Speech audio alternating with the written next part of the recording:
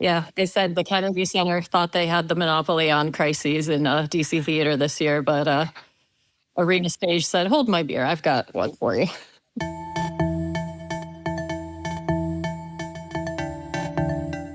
I'm Peter Marks, one-time critic and current theater artist. I love hearing that. And I'm Elizabeth Vinchentelli, and I love making you snort. It's my favorite. And I write theater reviews and features on a variety of topics for the New York Times. By the way, did you hear me on The Daily? I had a little, modest contribution. They did a special episode of The Daily where people were talking about the most American thing they could think of in their field usually. And my pick was the Demolition Derby. That is the most American thing I've ever witnessed. And of course, I loved it. That's hilarious. Well, you are the best person to ask those questions of. You're you are an authority. I love this stuff. So we're back with another episode of Marks and Vinchentelli, struggling with the rest of the theater world to keep our heads above water. Yeah, it's a tough business, Elizabeth. Oh, God. And today, another tough subject. Yes. So our topic is a wrenching episode in the regional theater movement at one of the nation's oldest and most influential regional theaters, Arena Stage in Washington, where the artistic director of only 3 years standing, Hana Sharif, has parted company with the company under circumstances that still days after the announcement of her quote-unquote resignation remain somewhat cloudy. Yeah, and we have a guest, we have our go-to guest, Nicole from DC Theater Arts. As soon as there's some trauma in DC, she's on. So she's been covering this kind of development on their website. And of course, she was previously our guest on the podcast to talk about theater coverage in the nation's capital in the aftermath of the Washington Post laying off their theater critic, Naveen Kumar, actually along with most of the paper's other critics. Yeah. We do seem to have Nicole on whenever the topic involves traumatic departure.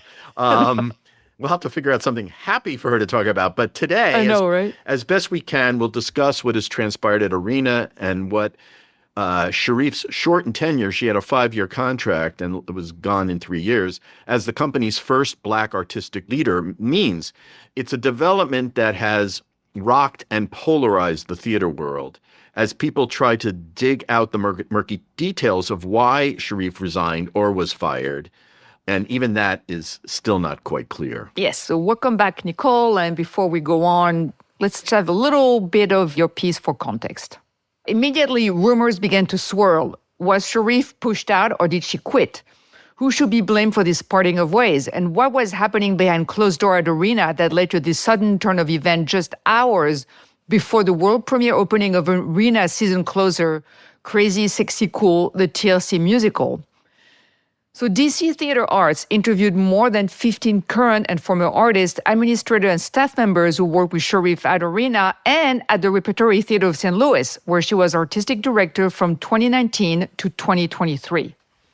And she continues, while the exact circumstances that led to the artistic director's separation from Arena Stage remain unclear, our reporting indicates that operations at Arena Stage became increasingly strained and unstable soon after Sharif took the helm and remained that way for much of the past 3 years, although staffers offered differing views on the cause of the instability. These interviews reveal sharply divided opinions about Sharif's leadership.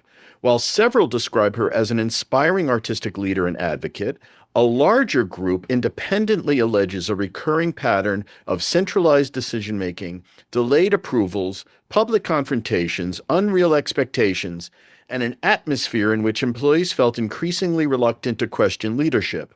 Several interviewees said these patterns contributed to unusually high stress, declining morale, and significant staff turnover. So, Nicole, can you update us a little bit? I mean, have there been any developments since you published the article? I mean, there's been other articles are coming out now where people had a bit of time to research and talk to, do some work on this. Yeah. There's been 3 articles so far. It's funny because you can tell that we all talk to similar sources. Like I see a quote and I say, oh, yeah, I recognize that anonymous quote. But in terms of development, I think we're still in the same place. I think sort of the public here is processing the news to come out of these articles because people were really just mystified at what happened. It happened so quickly. Like I said, one night, someone started texting around, was Hana Sharif fired? Was Hana Sharif fired? No, I don't think so. And then 12 hours later, boom, this New York Times article drops right before the opening night of the season closer, which was a huge show with all the board, all the donors, all the press there. So, it kind of sent shockwaves through the community, but nobody really knew what led to it.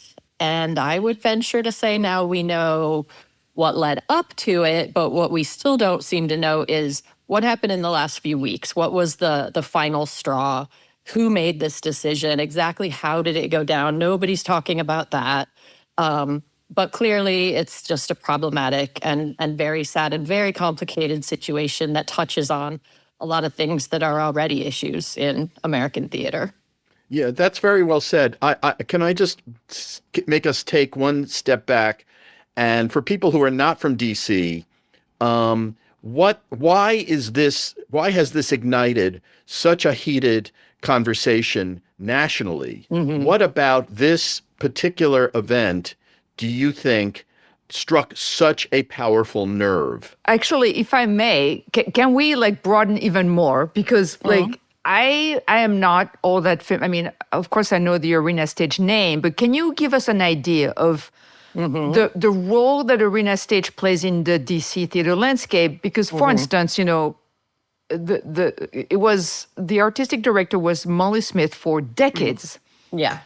And so, it's what what kind of shows do they do at Arena Stage? Where is it?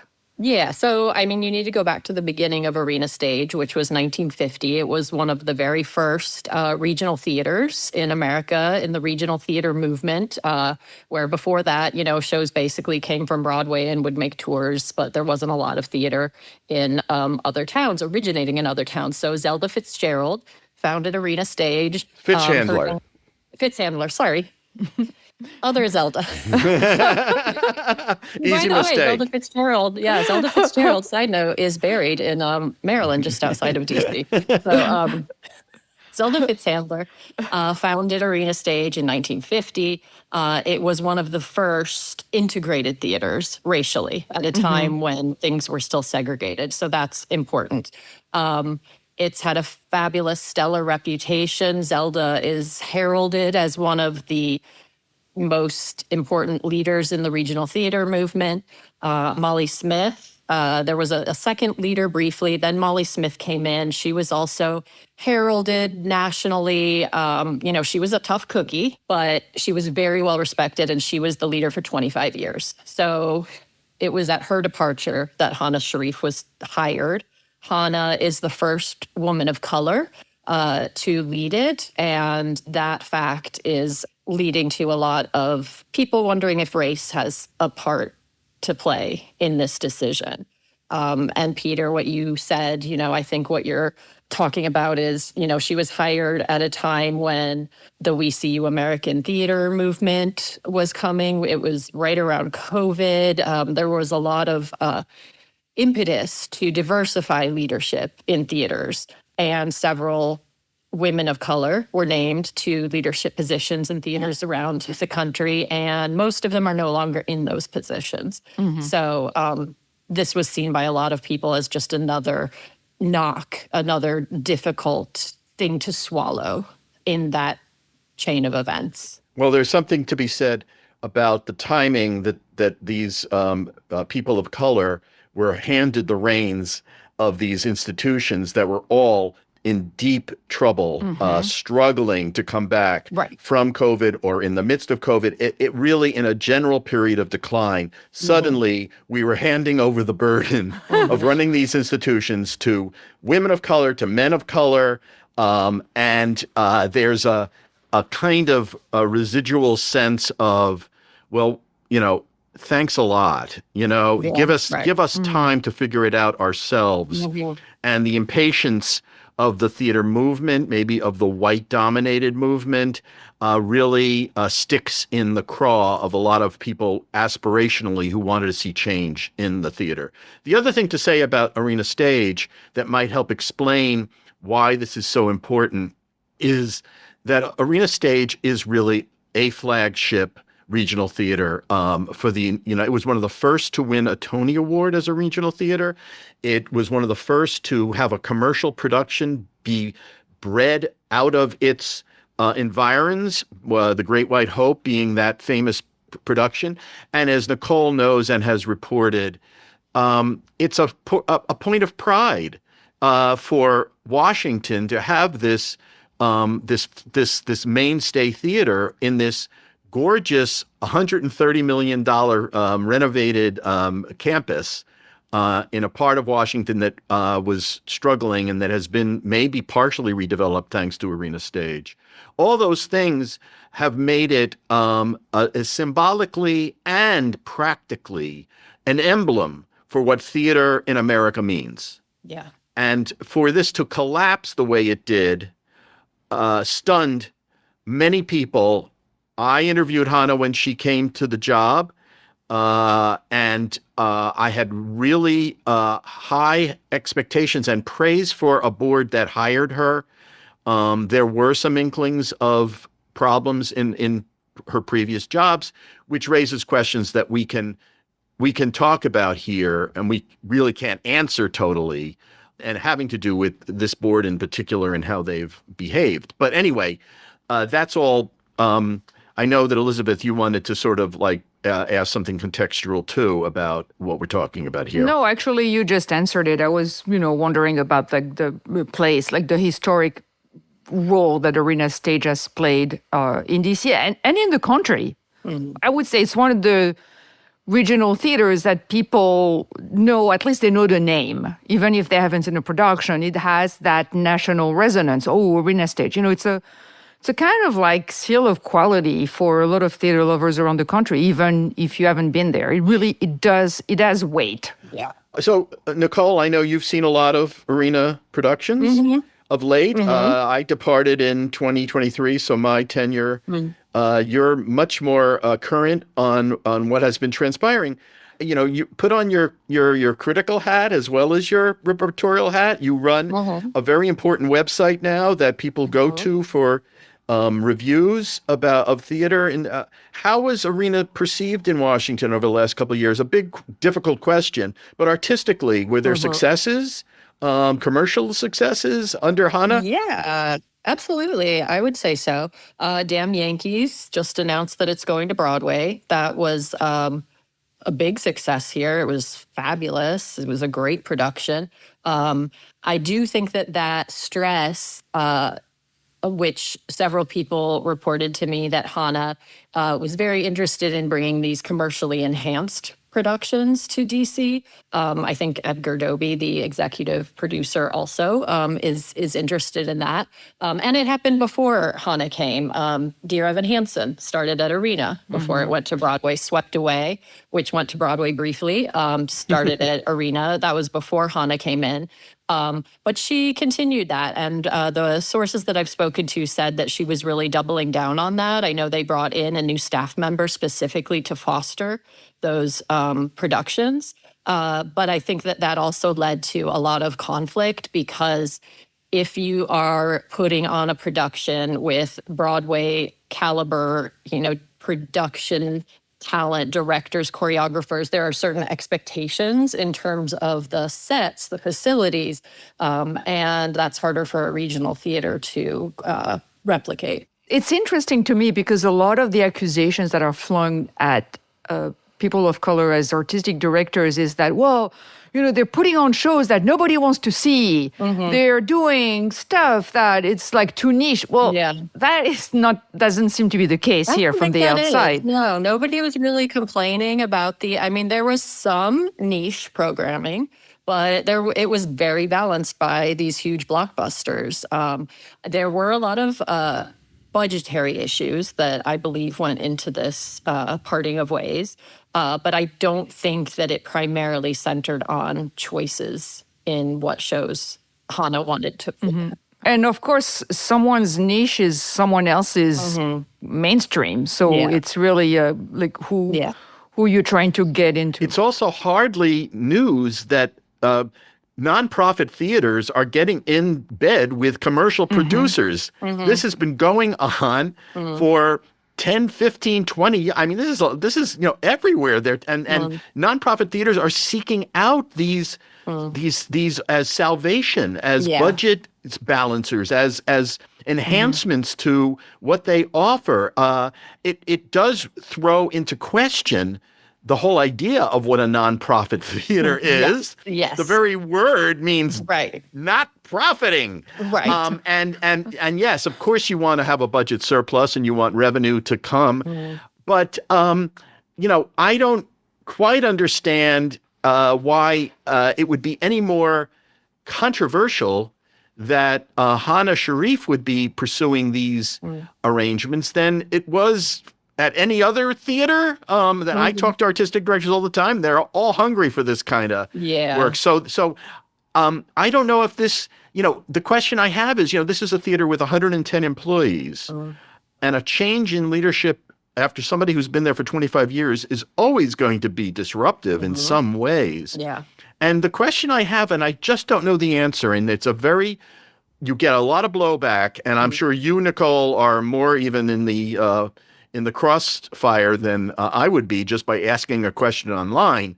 But what is this outsized kind of protest of her tenure that seems to have sparked a lot of people to leave the theater from their jobs in a business that doesn't have a lot of jobs? Right. How do we get to the bottom of that, or can we? I would say, from what I was told by people who departed either of their own will or because they were terminated, it was just not a fun environment to work in, to the point that it was, I hate to use the word toxic or abusive, but those are the words that were being used. I cannot tell you how many people told me they cried at work. That just doesn't seem to be something that should be a daily occurrence at a place of employment. So I think just the atmosphere inside arena for the staff was really, really unpleasant. And I don't know what you want to attribute that to, if it was a personality conflict, if it was the difficulty of coming in after people were used to someone for 25 years. Somebody who came in who was a new staff member who talked to me, who said, I really liked Hana. I had no problem with her. She talked about it in terms of like old guard and new guard. But then other people who had been there for a long time said to me, no, I've been through lots of staff changes. This is more than that. We were ready for change. We just weren't ready for someone who was going to make us feel like we didn't know what we were doing. So I'm not going to attribute it to anything specific, but... that version seems to be corroborated in some of the articles that have come out since yours. There was one by Rebecca Ritzel. Is it Ritzel? Ritzel, who's kind of, an established writer in the DC area. There was also something in the Washingtonian. Trey Graham. Those are respected people who know what they're doing. And the personality issue seems to come up a lot. There also seems to be just management issues of I was really surprised. One of the articles mentioned making changes to the set. I think it was Death on the Nile, production of Death on the Nile, where the set ended up costing like $500,000. Exactly. That really, that kind of... And had to be shipped to Canada because it was so delayed. That blew my mind. So it seemed like there was some management issues that created this, that snowballed. Yeah. But what was interesting to me as well is that there were statements of support coming from well-known playwrights who have done work there.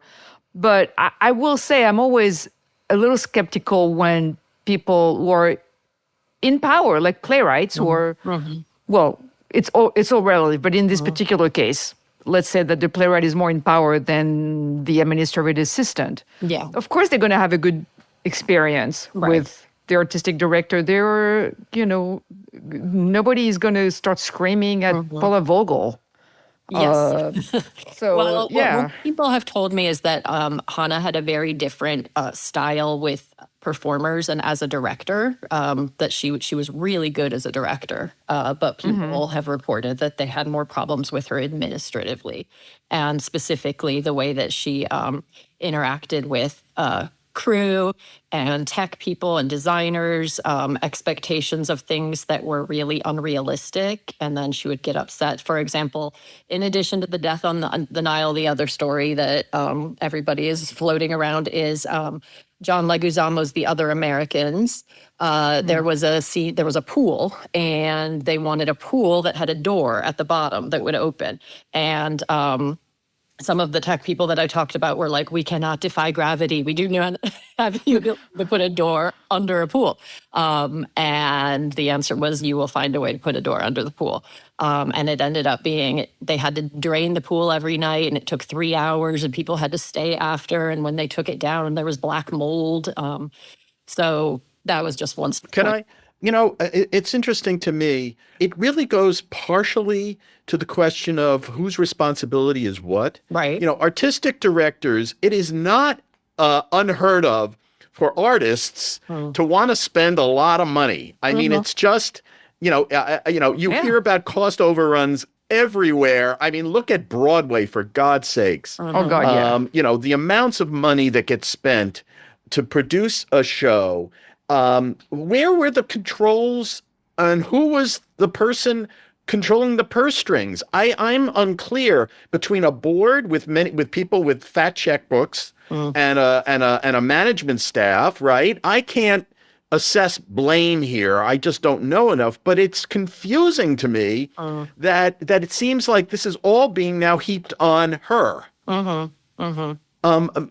Without knowing more, and I'm sure there are people out there going, but wait a minute, I can show you bills. We have a 160-page report of, the way it blew up, and the way it transpired. It feels like a failure at so many levels. Yeah. It's just how I perceive it. Yeah, I would not disagree with that. And I have been told that people wrote letters to the board alerting them. I've seen copies of letters that people wrote to the board, and the board said basically, go talk to HR. Apparently there were 3 or 4 iterations of HR. At one point, it was an outside firm that was only accessible once a week. In that case, the HR firm just said, my source said they gave me the runaround and it was unproductive, so I quit. So not a lot of support. And I agree. Yeah, I don't think a situation this complicated can be laid at just one person. I think it's also very tricky when the artistic director is also directing shows. That happens a lot. I think it can create, it can send confusing messages to staff. I personally prefer artistic directors that have a very clear separation. Yeah. Like, not that he's a great example in some other ways, but Oscar Eustis has not really directed all that much since he's been running the public. So there are companies that require their artistic directors to direct, as a requirement of their job, because they don't want them going off, and directing elsewhere also. But that's but sometimes they're actually in their contracts that there are, 1 or 2 shows they have to direct. Here's this is the bigger picture. This is why this fascinates me, Nicole and Elizabeth.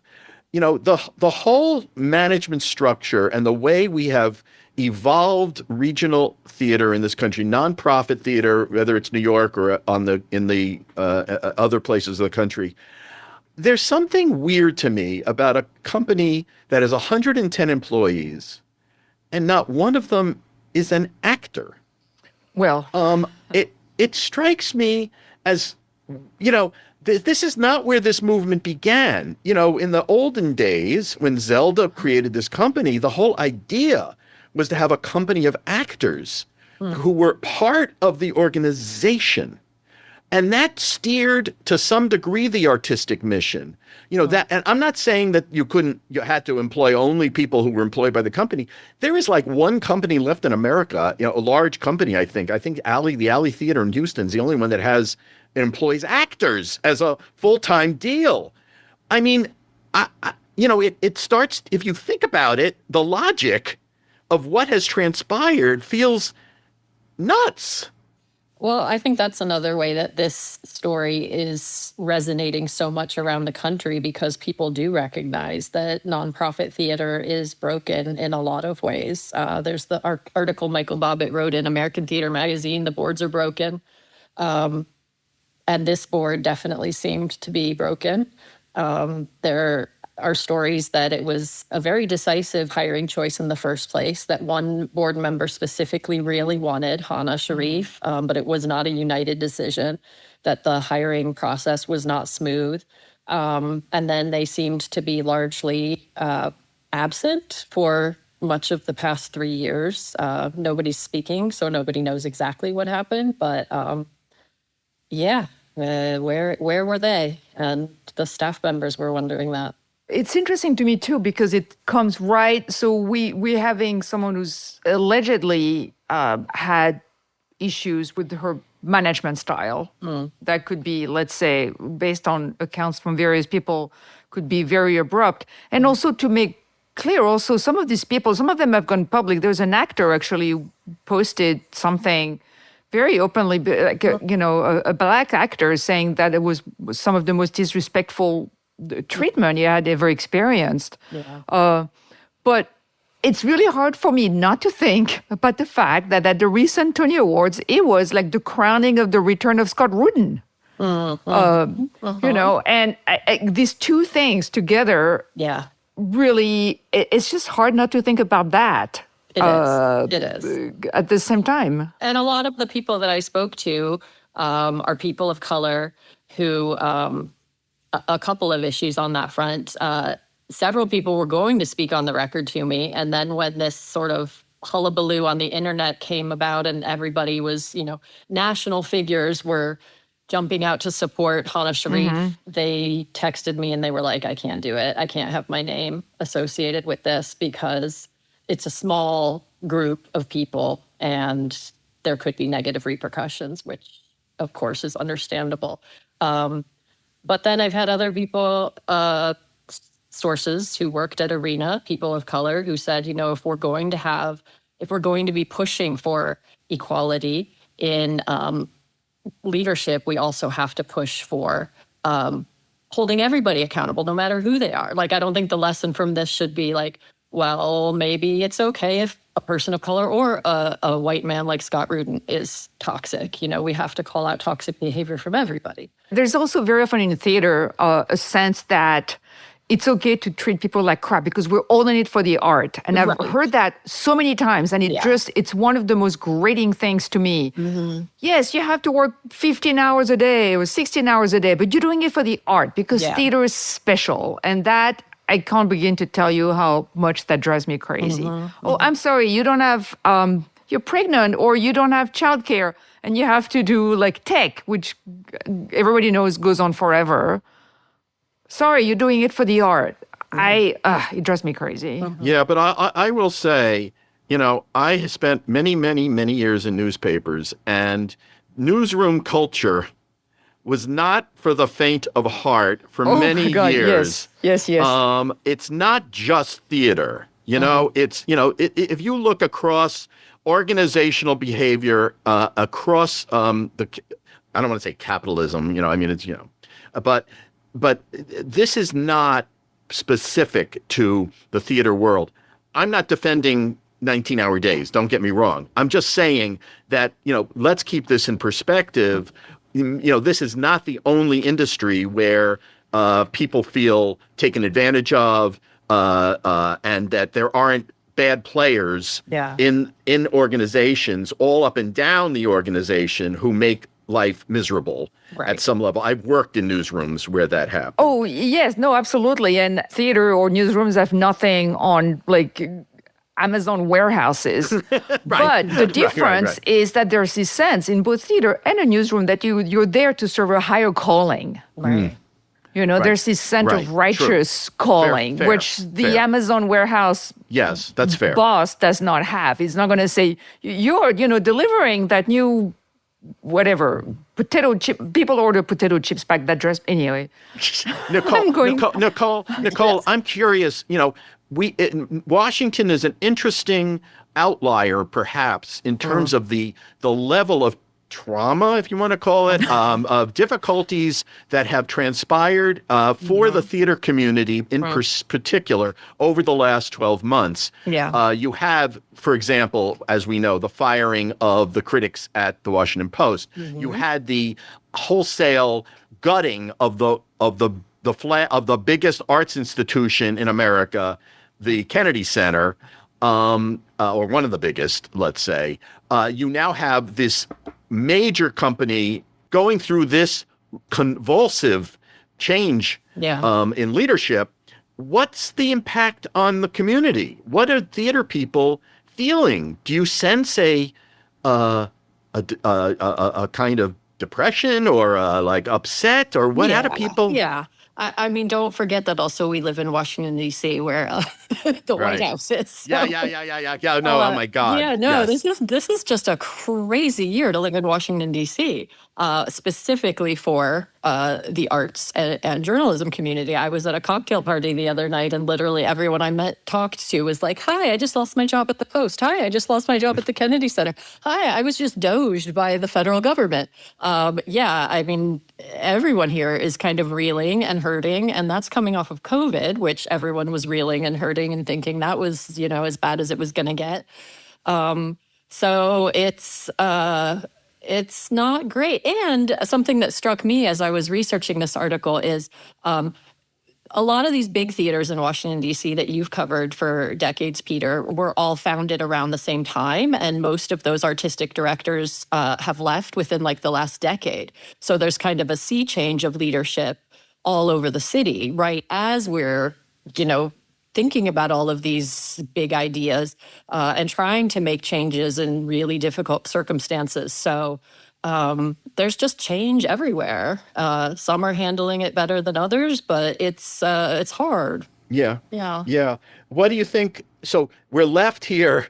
So we know that they have a programming issue. That, Arena Stage has had half a season in place, Yes. set.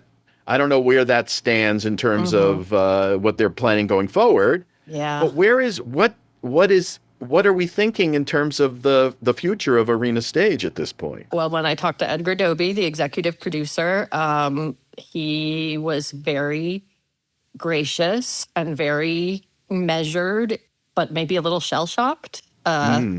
He said they're going to take the summer to sort of assess things and go from there, which I took to mean, I don't know if they know. I think there have been conflicts with shows that were going to be in the season and then pulled out for various reasons. Something people told me is when you do these commercially enhanced shows where you're working with Broadway talent, the timeline is much longer for getting these shows, and you're kind of at the mercy of the talent. So like if you have Sergio Trujillo signed up and then he gets, a job somewhere else and pulls out, then, if the whole show revolved around a big name, then that might get slotted into a different season. So it just makes that programming more complicated. There's, the ironies here are so multiplicity. There's the idea that, Molly Smith, the previous artistic director, devoted so much effort to diversifying the audience, to making sure that Black Washington felt that this was their theater too. Yeah. And that was often a problem in Washington, a very divided city. And the fact that, this is now the first Black artistic director is gone so precipitously. I wonder what this means for the community. Does this trickle down to theater goers? Are they that conscious of who runs these theaters that it affects their choices? Or is this an industry issue? I would guess this is an industry issue. The Kennedy Center is much more public. I was at the Kennedy Center the night that Right. Trump took his name down and put the tarp up, and the next morning, literally buses of tourists were coming in to take pictures with the tarp and just say nasty things about Trump, and talk about how they'd been season ticket holders for decades and now they're not. And conceivably, those people are going to other theaters. DC is very geographically spread out. You have Maryland, Washington, DC, and Virginia, and theater goers tend to stay near their home. So you'll have people who go to like the big theaters in Virginia or Maryland, and then they'll venture to the Kennedy Center. But I don't think that this is the same thing. I don't think that the typical theater goers outside of the industry are following this that closely. Yeah, the impact is hard to gauge. Yeah, and nobody wants it to be an implosion. Right. No, I mean, that's the thing. Like, nobody is looking at this with Schadenfreude saying, haha. I mean, that is just, no, it's just terrible. It's terrible. And it's going to ripple, it's going to have a ripple effect through all the other institutions because it just creates this kind of sense of chaos and instability, and nobody knows what's going to happen. And yeah, it's just really, I mean, as if this, as you said, as if DC needed more of that. Right. Right. And one of the main sources going on the record supporting Hana in my article and in the Washingtonian article is Reggie White, who is now the artistic director at Woolly Mammoth. So obviously everybody wants, him to succeed. And he was her second. Yes, he came to DC from the Rep in St. Louis with her, was her right hand for a couple years at Arena. And now he's, the artistic director of another very important theater in DC. So, And the first Black artistic director of Woolly Mammoth. Of Woolly Mammoth, yes. Wow. Although they had a woman of color, Maria Goyanis, before that. Yeah. Well, listen, thanks, Nicole, for exploring this fraught topic with us. It's really, I don't know where this goes. I'll be interested to see how you cover this. But to read more about this, ladies and gentlemen out there, please go to dctheaterarts.com. .org. .org. Oh, jeez. How did I .org? Sorry. Or speaking of nonprofits, we are. That was dctheaterarts.org. Two other publications in DC, Washingtonian and the relatively new Not Us. Is that how you say it? I don't even know how you Notice, say it. like Notice, whatever. Yeah. Have also written about the arena situation, and we'll link to those stories on our Substack page. Yes. So thanks again, Nicole. And please, I hope we don't. Yeah. I love talking to you, but I hope you don't come back too soon because it's always. Exactly. It's never good. No more implosions, please. Yeah. All right. Take care. Thanks. All right. Thanks, guys. Well, there's so much more to say about this. To me, it's deeply troubling as someone who covered Washington theater for more than 2 decades. But let's turn briefly to other things if we can. Elizabeth, anything you've seen lately that offers a ray of hope? Actually, yes. I want to plug a show that I absolutely adored. It's gone. It's not playing anymore. But I really hope that someone will bring it back and that more people can see it because it was a short run in a tiny theater. It was all sold out and it must be seen. What? It's a show called The Family Dog. It's by Belly Williams, who's a young playwright I've been kind of following for a few years now. And that is a quantum leap for her. It was so good. It was part of Summer Works, the Club Thumb series. Actually, that series has a history of sending shows to bigger places. I mean, what the Constitution means to me started there. And they've had recent transfers to off-Broadway, like Cold War choir practice started there as well. So I really hope that The Family Dog will have a similar journey. What was wild, well, the writing was absolutely fantastic. It's a very basic, it's a very American story in that it's a family kind of reuniting. And of course, things don't go all too well. And the title character, the family dog, actually is played by a fantastic actor named Bruce Mackenzie, who doesn't try to pretend that he's a dog, but for some reason you can really see that aging dog on stage without him doing anything dog-like at all. Elizabeth, can I let you in on a little weird secret? Oh my God, what? I was in a reading of The Family Dog at Club Thumb a couple of months ago. Oh my God. Wait, who did you play? Did you play the dog or the dad? I played the dad, and wow. I was a replacement for the actor who couldn't do it. I was like a last minute, could you come in and read? And I was like, yes, I can come in and read. Oh, so I love that play. The characters, the children, Yes. they're great characters, all of them. And the cast that And the mother. Oh my God. Jennifer, okay. was it Jennifer? Jennifer Van Dyke. Yes. I played opposite her. Oh my God. She's amazing. Jennifer out there, you were amazing. Jennifer Van Dyke, man. You know, I think I had only seen her in Charles Bush, plays by Charles Bush. Yes. She's part of the regular, like company of like informal company that's in Bush's plays. So I don't think I had ever seen her doing a not Charles Bush play. And she was brilliant. And Sarah Steele was in it. Sarah was in it when I was doing the reading. And Talene Monahan, who's also a playwright, started as an actor and then became a playwright. And she wrote Meet the Cartosian, which was a very, very, really wonderful play. And she loved The Family Dog so much that she actually went back to acting temporarily, I guess. She played one of the sisters. I was thrilled to be sitting next to Jennifer at the table read. God. And I said to her, Jennifer, I have followed your career since you were on a show, you won't remember this, Elizabeth, called The Days and Nights of Molly Dodd.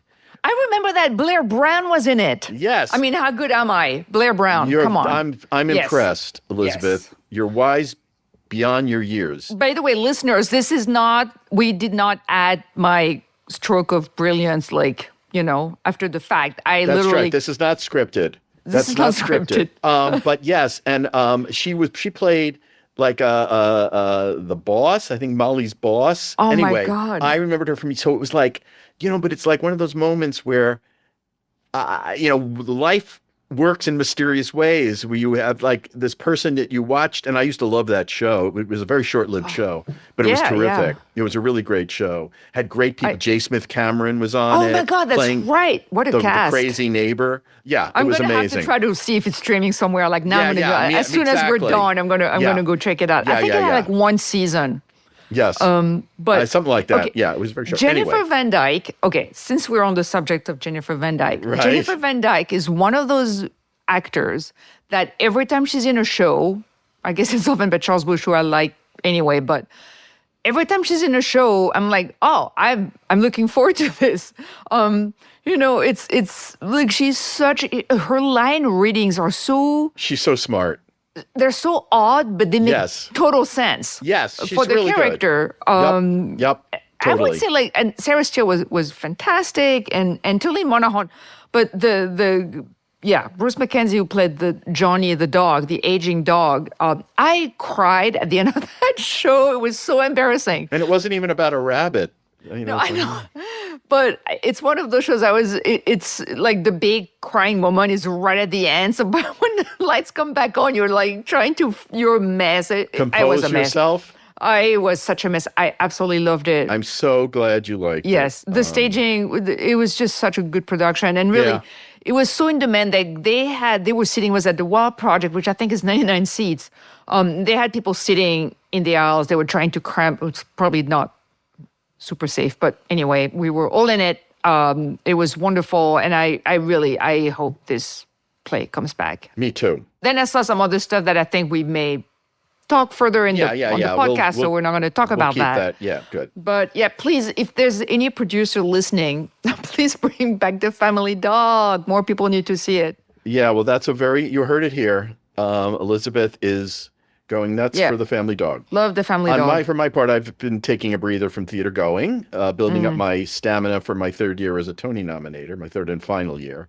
So, not much left to say on this episode, except until next time, I'm Peter Marks. And I'm Elizabeth Vincentelli, and our calling card is marksvincentelli.substack.com.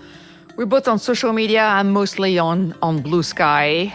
And Peter, where do you spend most of your time? Like, is it? Most of my time trying to get cast in plays.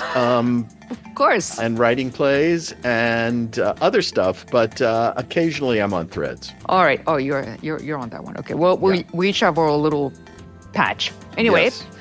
we'll be back soon. It's summer, but we're not stopping. Don't stop, can't stop. All right, talk to you later. Bye.